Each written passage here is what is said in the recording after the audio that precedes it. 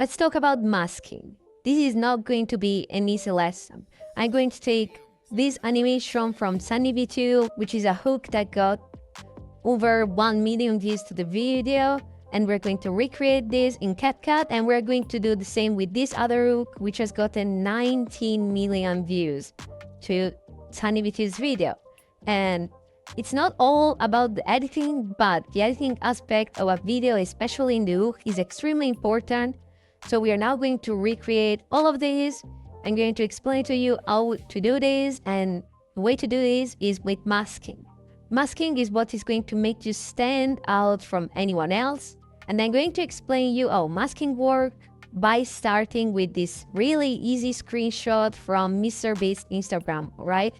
The reason I'm doing this is just to explain you simply how this works. So in masking, there are 6 options. However, the most important ones are circle, if you're trying to get a logo. As you can see right now, we have a logo. Or we have mirror, which sometimes can be useful.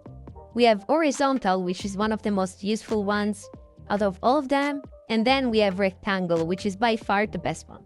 So I'm going to start by saying that if I were to put this screenshot by itself on the screen, I would instantly go on rectangle, make it this big, and then use round corners. Because as you're going to see right now, if I add round corners to a screenshot and then I make it smaller, as you can see, it looks way cleaner with the rounded corners like this than it would look without the corners. As you can see, this is without. It's a bit rough, and like this, it's not rough, it's rounded around the edges, it's way cooler. And I usually use this kind of effects when I'm making the socials pop from the bottom. So the way I do this is I just put it here, animation, and then I go onto slide up and slide down. So this is how it looks like. As you can see, the social pop up and then it goes down once again. And this is how I usually use this. There are 2 more concepts that we need to introduce regarding masking, which are double masking and keyframe masking. So let's start by talking about keyframe masking.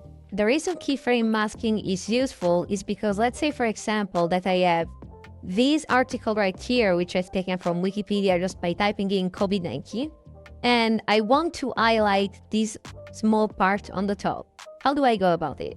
Well, I would copy the clip and paste it, and then I would go on the layers and check which one is lower. So this one is lower. So I will take the part that is on top and I will go and click rectangle. I would disable the one below so that I can see what I'm actually taking. And then I would reduce it so that it only takes COVID-19. I'll make it smaller. I'll zoom in. I'll zoom in again. I'll reduce this so that it's only taking the COVID-19. Make this smaller. I'll actually import a black screen in the background so that I can see better these handles right here. And now I have COVID-19 perfectly centered. So if I enable this once again, as you can see, we have this. And if I disable, I have the COVID-19 only. So let's say I want to highlight COVID-19. I could do it in 2 ways. So the first one, the more unprofessional way, is to reduce the brightness on the background. And you reduce the contrast, you reduce the highlight, and as you can see, it pops, all right? But that's not good enough. The other way to do it, so that I don't simply reduce the color grading, is by doing it gradually with keyframes. So I will go ahead and disable the bottom one. I'll go ahead and enable the first clip so that there is only the COVID-19, all right? Now we'll go on basic, and let's say that right here in this exact point, that's where the voice is saying COVID-19, and I want the COVID-19 effect to just happen. I'll go ahead and click on position and scale, and I'll go forward and click another keyframe right here where the voice is done saying COVID-19. What I will do is make this bigger and make it centered. So I'll enable this one once again so that I can center it, and this is perfect. So as you can see right now, what is happening is that the COVID-19 is getting bigger. But as you can see, it's not standing out properly, right? If I have this full screen, I'm not really going to be able to see that well. So go on the first keyframe, click on the other clip, the one that is in the background, go in adjustment, click on keyframes on these three values, which are the main ones that are important, and then go back to the second keyframe and reduce all of them. And as you can see, now we have this effect. It gets bigger and the rest becomes darker, which makes the effect way more smooth and way more noticeable. And another way to do this, even better in my opinion, is instead of using a rectangle mask, I will go ahead and redo everything, redo all the keyframes right here and same here. So we have this thing right here.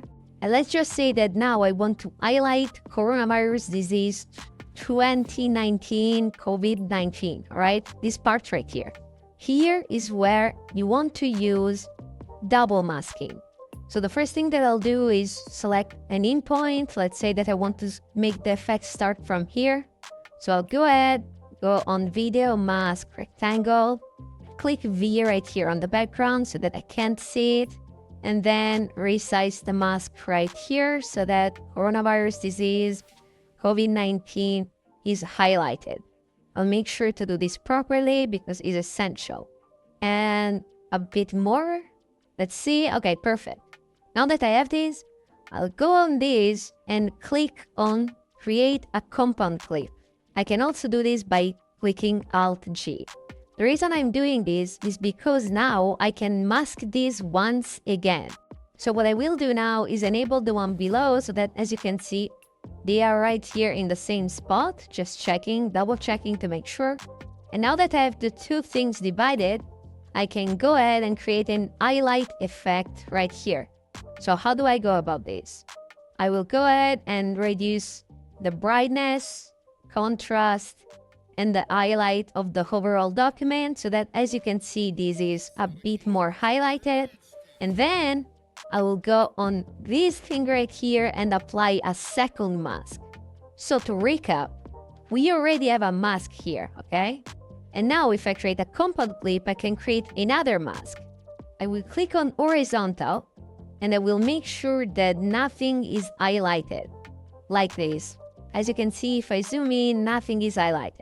I will click on a keyframe and then I will go forward and create a keyframe right here. I can now space them as much as I want. And as you can see, this is how it looks like. It's going to slowly highlight the thing, which is perfect. That's exactly what I wanted. And not only that, I can also make this smoother by adding a bit of feather. How does feather work? Well, basically feather creates this smooth effect, as you can see. I usually leave it around 1 to 2, so that once again, this is how it looks like. It looks even smoother. If I, for example, click in the middle of the effect, as you can see here, it's a bit smoothened out. And I have right now created this effect, which is highlighting, as you can see. And this is the main premise beyond masking. These are the fundamentals and you can apply them to every single thing. And that's what you are going to use now to recreate this hook, right? We do not need anything else than the masking that I just told you and some basic keyframing for movement. It's as simple as that. And we're going to use double masking for this hook as well with the square. Right, I've added all of the things that I need. So I'll go ahead and start creating. So the first thing that I'll do, go ahead and enter this fold that we need right here. And what I want to do is go ahead and make it bigger, like so. So as we can see, it goes down like that, and then it goes upwards. So what I want to do is go ahead and put this like so, and then I'll make sure that it molds. So I want this to be actually even bigger. There we go. We have our pole here. So the first thing that I'll do to recreate this animation is go ahead and add keyframes. So I'll add this one first, and then it is going to move like this, and then it is going to move like this, and then it is going to move like this. So that's perfect. Now I want to make them more distanced. So I'll do like so. Let's see how this looks like. As you can see, it moves. All right, let's now disable this one below. So this is how it moves, perfect. Now this one is a bit fast, as you have seen, so I'll move it like this. And we have this, right, it's not bad. However, I want to make everything a bit slower. Let's look at it now. So it's slow, fast, fast. So let's try and make this a bit faster. Let's look now. Fast, fast. And this one is too fast. This one right here. So I'll make this slower. Still too fast. Let's go for it one more time. And yep, perfect. So let's look at it from the start one more time. And we are good. Other to have keyframe the rope, we have to keyframe the pegs. So the way we're going to do this is by simply putting the peg in, and then we're going to highlight all the keyframes by holding Ctrl. There we go. And then we click C so that we copy them. We paste them right here. And now, as you can see, the peg is moving at the same speed as the rope. However, it is not in the position that we want it to be. So what are we going to do? Alt-G, we create a compound clip, and I'm going to move it, for example, here. As you can see, it's now going to stay there for the rest of the human time. That's perfect. Now I'll go ahead and do this for this other peg. I'll make it blue by dragging this over. I'll make a compound clip and put it here, for example. And then I'll use another peg. This time it's going to be pink. Alt-G, and I'll put it here. I'll change the color once again, and I'll go a bit forward so that I can see where I'm at. I'll add this right here. And let's check out how many pegs we are at right now. 1, 2, 3, 4, 5, 6. Then I'll paste the last one and put it right here. So let's look at what the animation is looking like right now. As you can see, it's moving and we have all the pegs. Perfect. So what I will do is go ahead and add some movement right here. So I'll pick the first peg that I have. I'll add 0 opacity keyframe. Then I'll add a keyframe on position and scale. I'll put everything a bit higher. And then I'll go forward. And then I'll put everything lower. 100% opacity. That's actually a bit too high. And that's perfect. And now, as you can see, the peg is going down in a smooth way, which is perfect. Now I'll do this for all of the pegs. Now this is perfect. As you can see, I really like how these pegs are coming. I have just applied the effect to everything. However, I think the second one is appearing too early, and that's because I have added the keyframes in, let's just say, not the best way. So I'll move this a bit and then do something like this and then bring it backwards. And let's look at it full screen right now. And as you can see, this is way better now. And now, as you can see, they're looking basically the same. The pegs are coming in the same way. And we just need to add the pictures now. To add the pictures now, we are going to, first off, add the pictures. It's pretty self-explanatory. We'll stack everything on top. If you want to add the name to the picture, you can simply add it in Canva and then blur it like Sammy did right here. As you can see, has blurred the name in Canva directly. However, I am not going to do that because I don't know their names and it would take me a bit to research them. So just keep in mind, you can simply do it in Canva. You just will need to add some text if you want to do that. I will now take all the pictures actually and put them side by side with the pegs so that now I can put them in between. So I'll start with the first one. I'll disable this, don't get confused. And then I'll click on the image right here, make it smaller, and put it right here. I'll also need to add all of the keyframes right here to the pictures as well. So I'll add it, and then I'll click Alt-G and put it right here, as I've done earlier with the pegs. Now, a thing to keep in mind is that we will now need to create the animations that Sunny has used. So let's look first at the size that was used.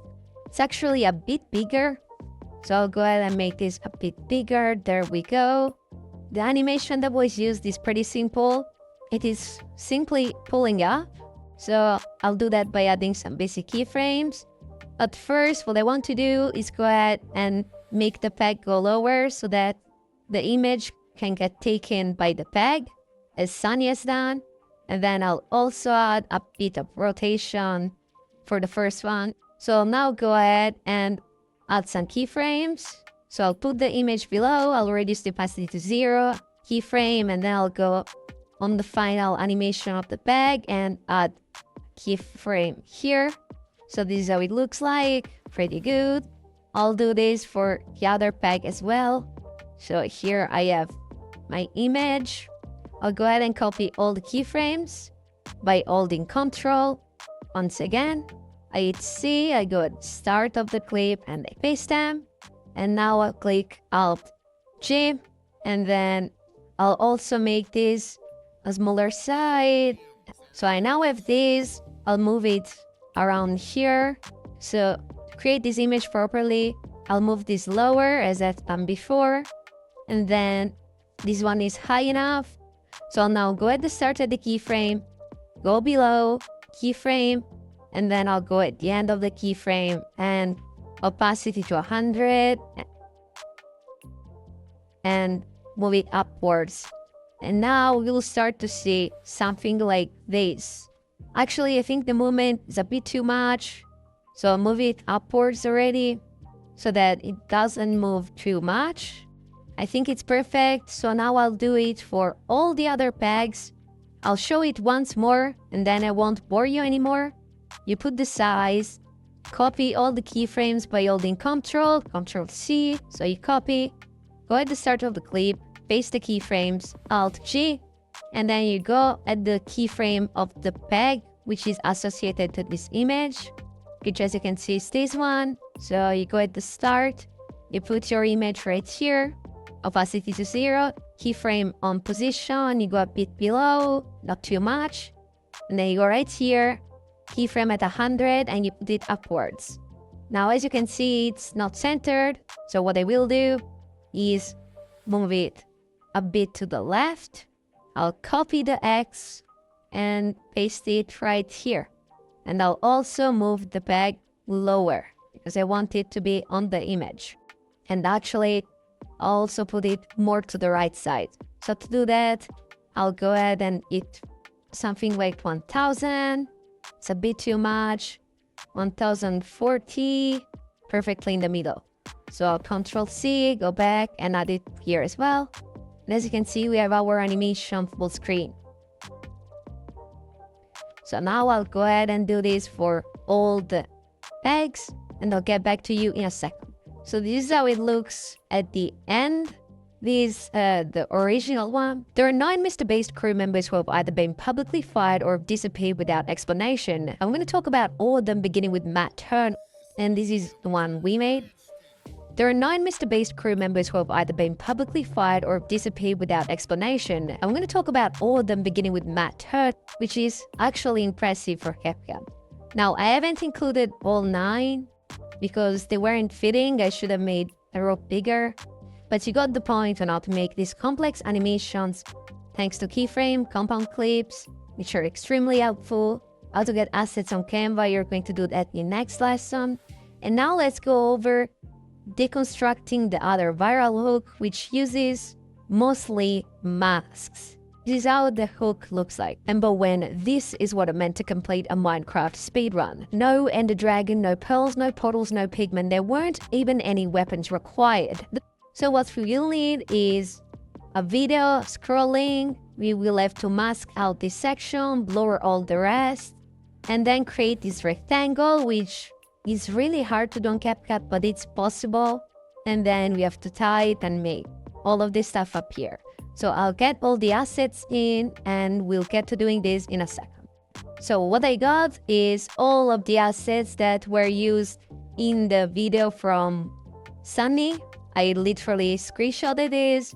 So what we will do now is go ahead and recreate this animation. So I have my screenshot right here, which I have taken myself. And the first thing that we're going to do, as you can see, there is too much white space here. So what I'm going to do is zoom in and then move it and create a fake scrolling effect like this. Then I'll also go ahead and add some auto curve right here so that the keyframes are smoother. And as you can see, this is the final effect that we have here. So pretty cool, pretty smooth. Now, once we have done this, I'll go ahead and by holding Alt, I'll drag another clip right here, and I will now mask out this part right here, which is the video itself. So go ahead and tailor the mask. And as you can see now, I have the mask. As you can see, it's perfectly tailored. It only includes the video right here. So I have also added one of feathers so that it's a bit smoother.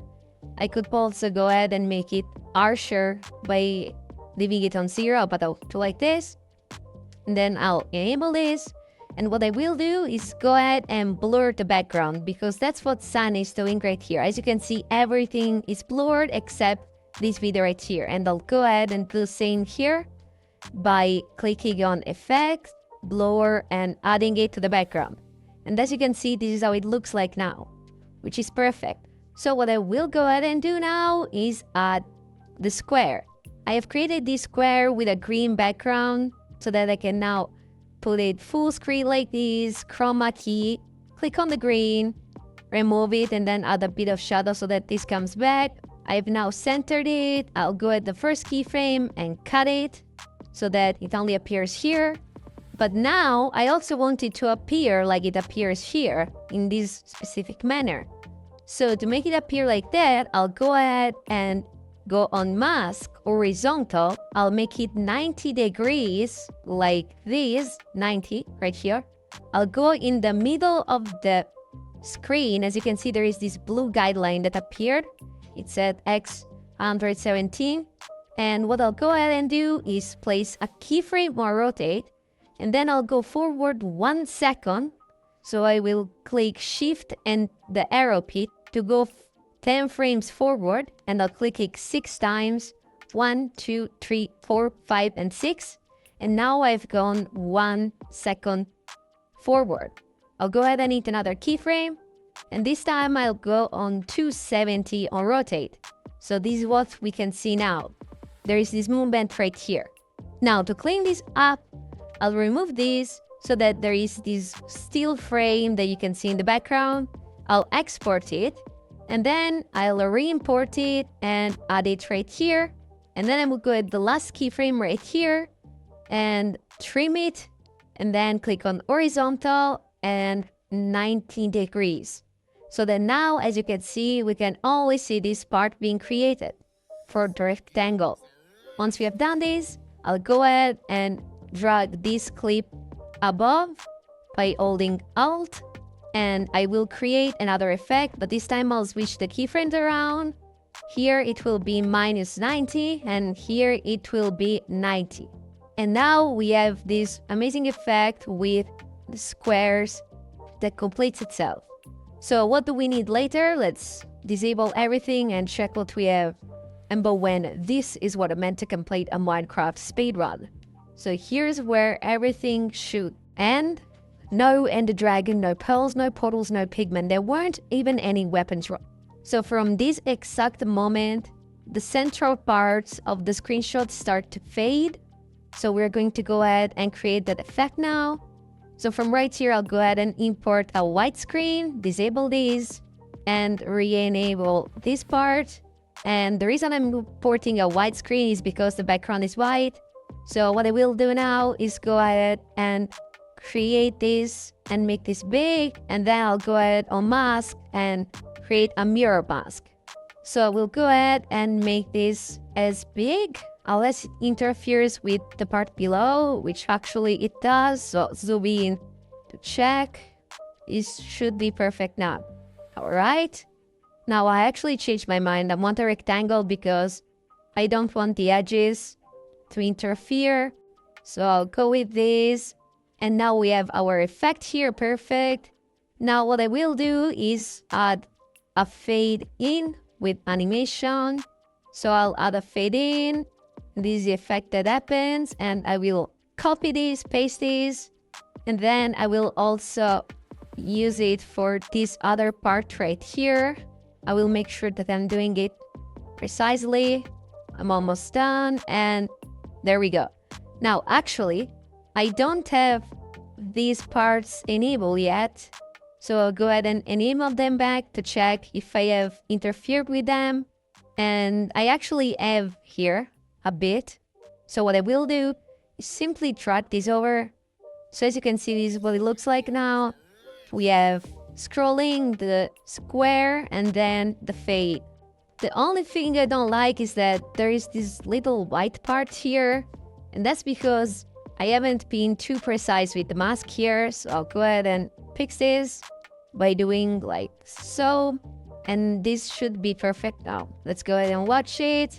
Nope, there is a small line which is missing. Now it should be good. And yes, okay. So now we have that becoming white, as you can see. So now we have almost all of the animation done. Let's look at what we are missing. Minecraft speedrun. No Ender Dragon, no pearls, no portals, no pigment. There weren't even any weapons. So we now need only the not required and all the PNGs, which is the easiest part of all. So we go right here where the not required appears. I will go on text, default. I will put it above everything so that it doesn't go below any layers. And I'll search for the animation called type in 1. Perfect, I just found it. No, and the drag. I've put it at 0.3 seconds, which is around same pace. Run. No, and the perfect. I'll also add this. I'll change the font to a font that I really like. I always use the same font, which is Montserrat. I don't have the Minecraft font downloaded, but it's fine. You can download it if you really care. And I'll put it in black because our background is white. So I'll go ahead and re-enable our edit now. Remove this. So we now have our not required. I want to put it in the middle right here. That's perfect. And then all of the other PNGs should pop up. So I'll disable everything. I'll enable this edit. And I'll make sure to synchronize everything correctly. So we'll start with the Ender Dragon. I'll put it right here. So let's reduce its size. And then I'll put the Ender Portal, Ender Pearl, Diamond Sword, and Pigment. So we'll now go ahead and re-enable everything once again. And actually, I need to extend all of this stuff until the end of the clip. Otherwise, it's going to end earlier. So I'll do this real quick. Perfect. And then I'll also cut this stuff. This one should be enabled and cut. And same goes for this stuff. All right, perfect. So now I'll place the Ender Dragon properly around here. I'll make it smaller. And then I'll do the same with the Ender Pearl, making it smaller and close to the Ender Dragon. Make actually this a bit smaller. Same here. I'll put it here, and then we have the portal, which is going to be smaller as well. And then we have Pigman, and for the final part, we have Amzor, which is here. It was also rotated a bit by Sunny.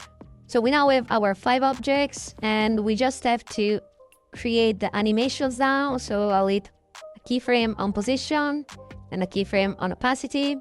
And then I'll simply go right here. That's the first keyframe where the Ender Dragon should appear at 0 opacity. And then I'll go 4. And this is where the 100 opacity keyframe should go. I'll do the same for the Ender Pearl one. I have now placed all of the keyframes that I needed. So I'll go ahead and expand everything until the end. And enable all the clips, disable the main one. And I should have everything here. So let's look at it from the start once again. As you can see, we have the square. It becomes white, it rides, and everything appears, which is perfect. Now I'll go ahead and make everything a bit smaller by doing it like so. And then I will go ahead and hit keyframes on position. So first keyframe right here on position, then I'll go on the second keyframe and hit position once again. But first I want to move this to the right. So to move it to the right, I have to reduce this number. So let's do 82. Let's reduce it by 100 and let's see how this movement looks. It doesn't look too bad. Let's try and use some auto curve to see if it looks better. I really like this actually. However, I think it could be slicker, so I'll try and put it at 132. So it's overall a minus 50 on the X. Let's look at it. Okay, I think it's better now. So go ahead and do that. So what I will do now is do the same here and increase this by 50. So it's going to be 333. And then I'll do the same here. Keyframe, I'll go forward, keyframe, go backwards. And it's going to be 780. So now everything should be done. Let's give it a look. So we have the square. It fades out, not required, and all of the stuff appears. This looks extremely good. However, let's give it a one final shot with the audio from Sunny. Let's go ahead and watch it.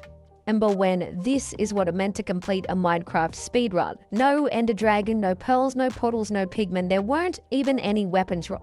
I believe this is perfect. We have just recreated an insanely viral animation in Capcut.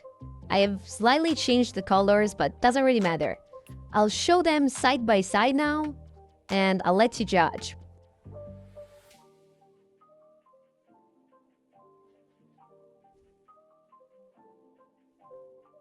So I hope you enjoyed this lesson. It was extremely condensed with information, so I highly suggest you to go and practice a bit. Because if you just binge watch this lesson and straight go to 3D, your brain is just going to start fuming. So I highly suggest you to practice. In the specific next lesson, you're going to learn what are the best websites for assets and all of the good stuff. And then I'm going to teach you 3D advanced techniques. So I hope you enjoyed. I wish you an amazing day and an amazing learning.